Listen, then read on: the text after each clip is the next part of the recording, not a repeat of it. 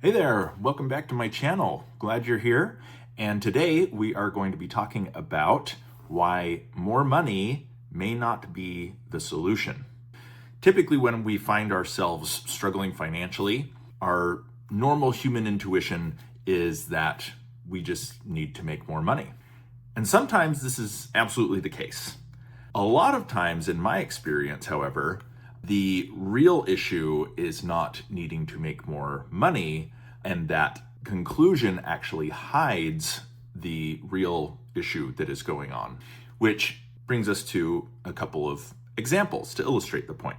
Michael Jackson, let's say. So Michael Jackson is one of the most successful musicians ever, and despite this, at the time of his passing, his net worth was something like negative $500 million. And I may not have all the details right on that, but the point is that he made a lot of money, but he spent even more.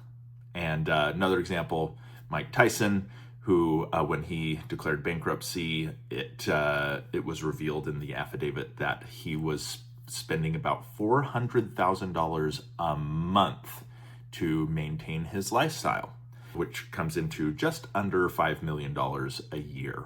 So sometimes more money is the answer, sometimes it's not. This brings me to a concept that I read about a long time ago, but it always stuck with me, which is the idea that we have financial offense and financial defense. Financial offense we can define as how good you are at making money, bringing money in.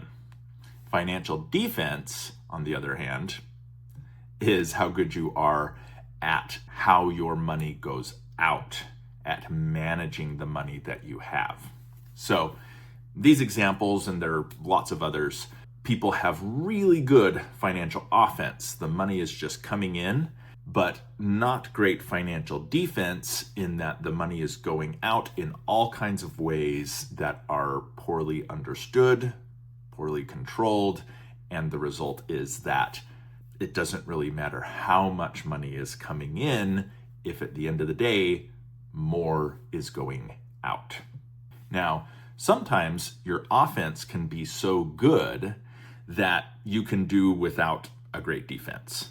For example, like the Romans in their conquest of southern Italy during the Pyrrhic Wars, even though they lost a lot of those battles in terms of casualties, they had so many more people, so many more reserves, they were able to replenish and recover from their losses so much more effectively that they still ended up winning the war despite losing a lot of the battles. And so you can have such good financial offense that even though you're bleeding money all over the place, you are still going to be fine because those losses are not enough to offset how strong your offense is. Now, on the other hand, sometimes your defense can be so good that you don't need a lot of offense. Like in the case of, for example, the Spartans at Thermopylae, who held back the incredible offense of the Persian Empire, despite incredibly lopsided numbers, 300 give or take against hundreds of thousands. But they had a great position, they had a good strategy, and they fared far better than the numbers alone would likely have led one to predict. Let's bring this now a little closer to home and translate it into financial language. Let's say, for example, that you have a good job or you are operating a successful business and you are bringing in, say, $150,000 a year, a very respectable financial offense.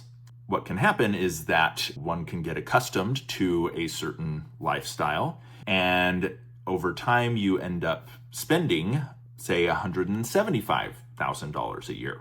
So even though you're bringing in $150,000, if you are spending $175,000, more money is going out than is coming in. And especially when you're dealing with these larger numbers, it can be very easy not to notice that you are bleeding money until things get pretty bad. And so a lot of times people are going to conclude when they start to realize that, oh, we need to make more money. You can make more money and maybe increase the income up to the 175,000. So now you are once again matched your income with your expenses. However, the underlying problem, which was this lifestyle creep, this not really paying attention on the financial defense side to where your money is going, that remains unaddressed. And what can very commonly happen is that you move your income up to 175,000 and your expenses go up to 200,000. And then you increase your income to 200,000 and your expenses go up to 225, and so on. Because of a misunderstanding, a misdiagnosis of what the real problem is, which is the lack of financial defense. Or to put it a little bit differently, each victory of increasing your income, improving your financial offense, is ultimately a Pyrrhic victory because it's not solving the real problem, and you are going to end up losing the war because your financial defenses are not where they need to be. Now, one of the reasons that I think this is so common is because it's a lot of times easier when we have a problem to look for the solution out there somewhere. So out there on, like, I need to get a raise, or I need to change jobs, or, I need to start a side hustle, all kinds of things like that, rather than to look inside on the financial defense side and, like, maybe the problem is internal and I need to figure out what's going on. Like, where is all my money going? What is my spending? And so a lot of times people don't do that. I think it's even slightly more complicated than that, because even if people have the instinct to look internally and say, like, what's going on? Like, how am I making so much money? How do I have such strong financial offense and yet still find myself going into debt? And then looking inside and not having the knowledge or training or education, not having anyone maybe who had strong financial defense and was able to pass that on and teach it, then not finding answers on that side. The instinct is to go back to looking on the outside and trying to increase that income as the solution.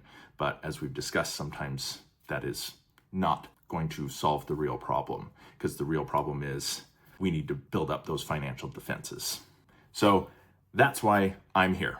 Most people don't know how to improve their financial defense, even if they have identified it as the missing piece of their financial puzzle.